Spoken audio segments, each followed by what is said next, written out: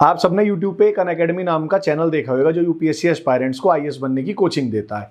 तो इस वीडियो में हम बात करेंगे कि वो बच्चों को आईएएस बनाने के नाम पे कैसे झूठ पढ़ा रहे हैं और उन बच्चों का पागल बना रहे हैं। तो शुरू करते हैं। हैदर अली एक फौजदार थे, लेकिन उनकी काफी अच्छी स्किल्स थी लड़ाई की। तो उस वजह से क्या हुआ, उस वजह से जो है उनके प्रमोशंस होते गए और बाद में वो रूलर बन गए। अरे विश्वासघात करने और प्रमोशन होने में कोई अंतर होता है या दोनों ही सिनोनिम है इन सर के लिए?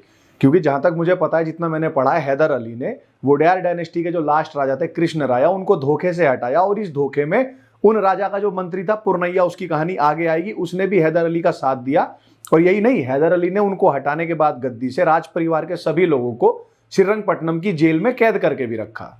बहुत फेमस किताब है wings of fire, Abdul Kalam जी की। नहीं पढ़िए तो पढ़िएगा, बहुत ज्यादा इंस्पिरेशन है जो कि आपको मिलेगी। तो उसी के अंदर कुछ अब्दुल कलाम जी के द्वारा कुछ चीजें लिखी हुई है और उसके बारे में यहाँ पे बताया गया है, ठीक है।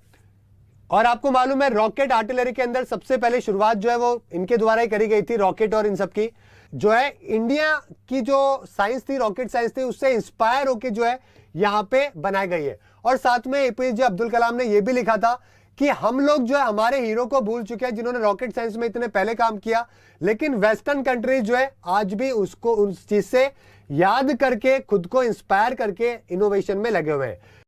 पहली बात, अब्दुल कलाम जो थे वो हिस्टोरियन भी हो गए क्या? और ये जिस किताब का नाम ले रहा है उसके पेज नंबर 37 और 40 पे 4 बार टीपू का मेंशन है। उस पूरी किताब में भी कहीं एपीजे अब्दुल कलाम ये नहीं कह रहे कि टीपू सुल्तान ने रॉकेट साइंस की डिस्कवरी की थी।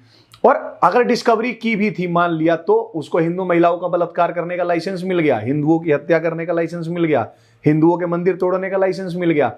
और जो ये कह रहा है कि एपीजे अब्दुल कलाम कह रहे हैं कि हम अपने हीरो को भूल गए हैं, तो अरे भैया, काफिरों की हत्या करने वाला, उनके मंदिरों को तोड़ने वाला मुसलमानों का तो हीरो हो सकता है, पर हम हिंदुओं का हीरो कब से हो गया? टीपू सुल्तान जो है वो सेल्फ रेस्पेक्ट और पेट्रोइज्म के लिए जाने जाते थे। उन्होंने एक बात बोली थी जो कि काफी फेमस है कि मैं ब्रिटिशर्स का सर्वेंट कभी नहीं बनूंगा और ना मैं कभी उनको सरेंडर करूंगा।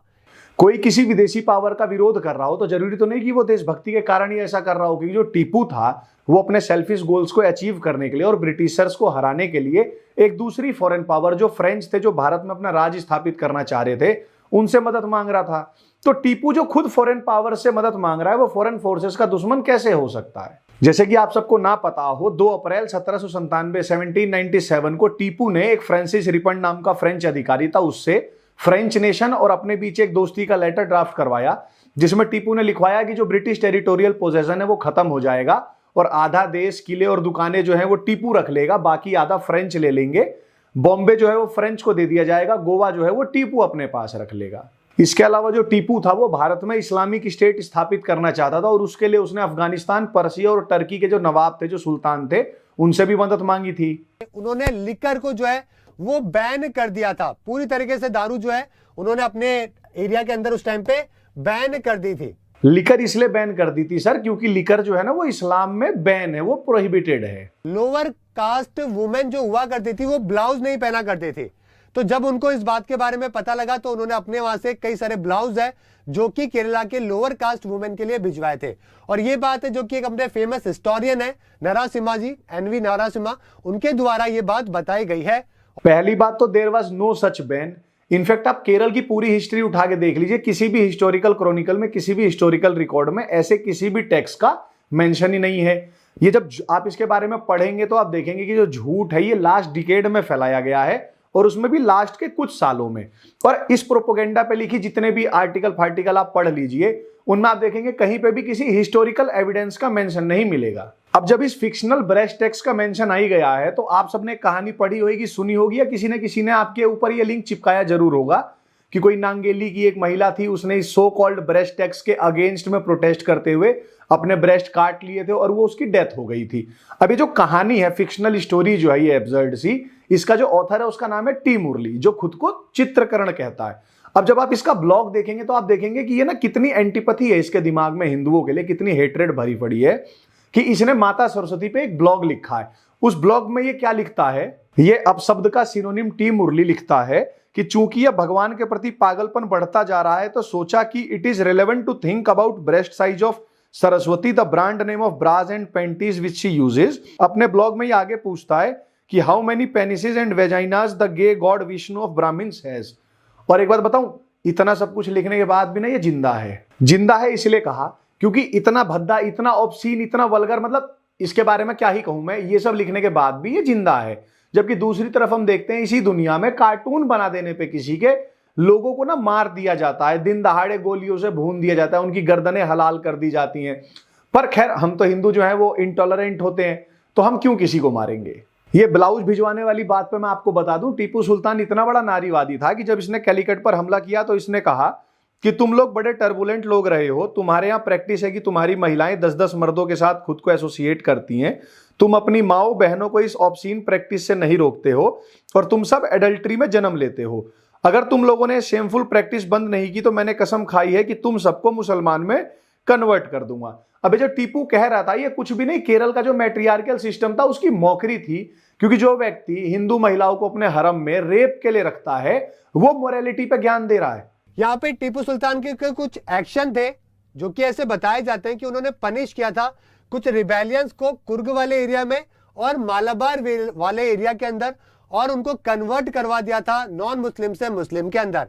और इस वाले चार्जर्स के ऊपर ये वाला जो चीज है ना, ठीक है, और ऐसा बोला जाता है कि उन्होंने कुछ टेंपल्स है जो कि हिंदू टेंपल्स है उनको डिस्ट्रॉय करे, ऐसा भी कुछ चार्जेस है जो कि इनके ऊपर लगाए जाते हैं।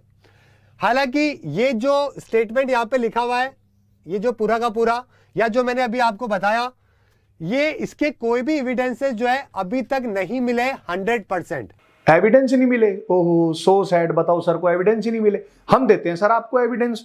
22 मार्च 1788 को टीपू ने अब्दुल कादिर को एक लेटर लिखा, उसमें वो लिखता है कि 12,000 हिंदुओं को कन्वर्ट करा है मैंने, जिनमें बहुत सारे नंबूदरी ब्राह्मण थे, और मेरे इस अचीवमेंट का जोर शोर से प्रचार करो और तुम भी अपने यहाँ के लोकल हिंदुओं को लाओ और कन्वर्ट करो, यहाँ तक कि ब्राह्मणों को भी मत छोड़ो।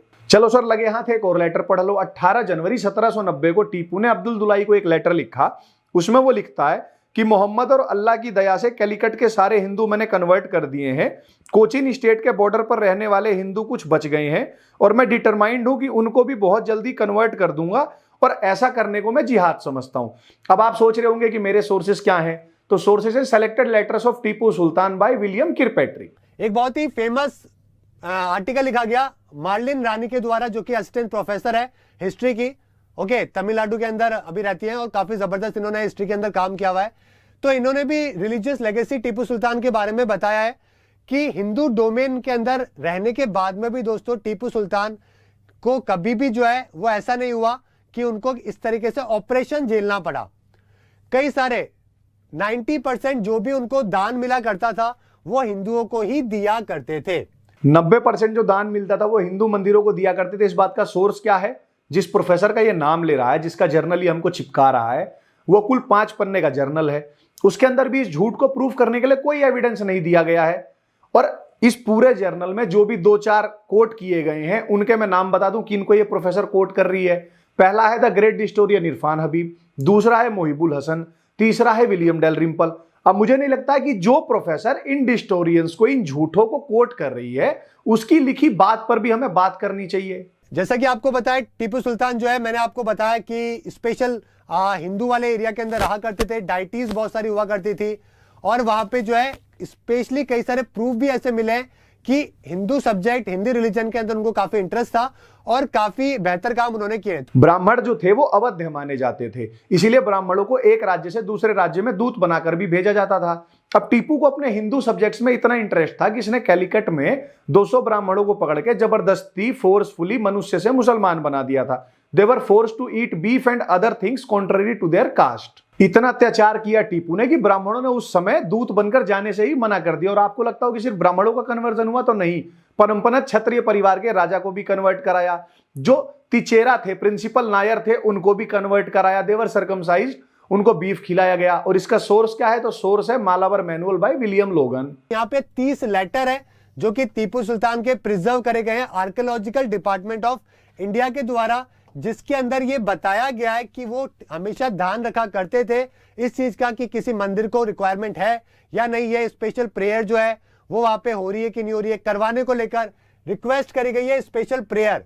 ये पता नहीं कौन से टीपू के 30 लेटर्स की बात कर रहा है, क्योंकि मैंने टीपू के लिखे 300 लेटर्स पढ़े हैं जिनको ट्रांसलेट किया है विलियम किरपैट्रिक ने। किताब का नाम है selected letters of Tipu.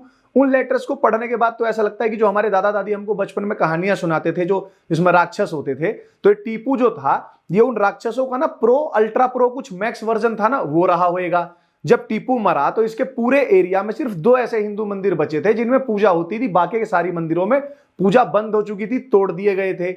Levi's rice करके एक हिस्टोरियन है, उन्होंने किताब लिखी है हिस्ट्री ऑफ मैसूर, उसमें वो बताते हैं कि बाय 1790 तक wealth of every Hindu temple was confiscated, यानी टीपू ने 1790 आते आते जितने भी हिंदू मंदिर थे सबकी संपत्ति कन्फेस्टिकेट कर ली थी, जब्त कर ली थी। तो और यहाँ पे महात्मा गांधी जी ने भी यंग इंडिया के अंदर लिखा था कि टीपू वॉज एन, ठीक है, embodiment of Hindu Muslim unity. तो महात्मा गांधी जी के द्वारा भी यंग इंडिया के अंदर इसके बारे में लिखा हुआ है। अब देखो ये कितना बड़ा हिस्टोरियन उठा के लाया, एपीजे अब्दुल कलाम हिस्टोरियन के बाद महात्मा गांधी। महात्मा गांधी कब से हिस्टोरियन हो गए भाई? अब क्यों? महात्मा गांधी ने जो लिखा भी टीपू के बारे में, टीपू उसका ठीक उल्टा था, यानी महात्मा गांधी ने टीपू को नॉर्थ पोल लिखा तो टीपू साउथ पोल था। ये हमें कैसे पता लगा? तो उसके एक्शन से। अब हम टीपू को उसके एक्शंस के बेसिस पर जज करें, उसने जो लेटर्स लिखे थे उनके बेसिस पर जज करें, या मोहनदास गांधी ने जो लिख दिया उसके बेसिस पर जज करें? ठीक है, तो उम्मीद करता हूं कि ये कंट्रोवर्सी आपको समझ में आ गई होगी कि वो एंटी हिंदू थे या फिर प्रो हिंदू थे। वो सारी जानकारी मैंने आपको इस वीडियो में दे दी है। ठीक है, तो उम्मीद करता हूं कि आप अपने इस वीडियो को शेयर करेंगे, लाइक करेंगे, और ताकि सभी बच्चे देश के अंदर जो है वो प्रॉपर चीजों को समझ सके, जान सके। हमें तो छोड़िए सर, आपको भी समझ में नहीं आई कि टीपू कौन था, और आपको समझ में तो तब आती जब आप कुछ किताबें पढ़ते। पर आपने तो डेक्कन हेराल्ड का आर्टिकल पढ़ लिया और एक 5 पन्नों का जर्नल पढ़ लिया और आप बन गए इंटेलेक्चुअल। पर ऊपर से देखिए चोरी और सीना जोरी का क्या एग्जाम्पल है कि इतना झूठ पढ़ाने के बाद, ब्लेटेंटली झूठ बोलने के बाद, ये व्यक्ति बच्चों से कह रहा है कि आप चैनल को मैं उम्मीद करता हूं लाइक करेंगे, शेयर करेंगे, सब्सक्राइब करेंगे। किसी ने सही कहा था कि पहले ना लोग मर जाते थे, आत्मा भटकती थी। अब ऐसा लग रहा है इन सर के झूठ को देखने के बाद कि सर की आत्मा मर गई है, अब सर भटक रहे हैं। पर सारी चीजें एक तरफ, पर सर का जो नाम है ना भुवनेश, सर ने उस नाम को पूरा चरितार्थ किया है। सर ने फैक्ट्स को ऐसा भून दिया है ना कि वे जल के राख हो गए हैं। तो ये था टीपू शैतान या सुल्तान की सीरीज का तीसरा पार्ट। आपको वीडियो कैसी लगी हमें कमेंट में बताइए, अपने दोस्तों को दिखाइए, अपने परिवार वालों को दिखाइए, सच को फैलाने में हमारा सहयोग कीजिए। बने रहिए, जुड़े रहिए। मिलते हैं टीपू सुल्तान या शैतान के चौथे पार्ट में। तब तक के लिए जय श्री राम।